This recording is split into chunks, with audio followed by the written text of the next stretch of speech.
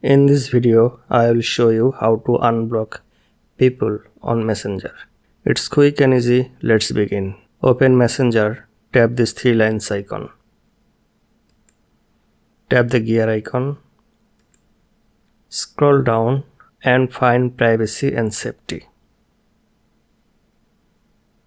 Tap on it. Next tap blocked accounts. And here you can see the profiles you have blocked. Now tap on a profile you want to unblock. Next tap unblock.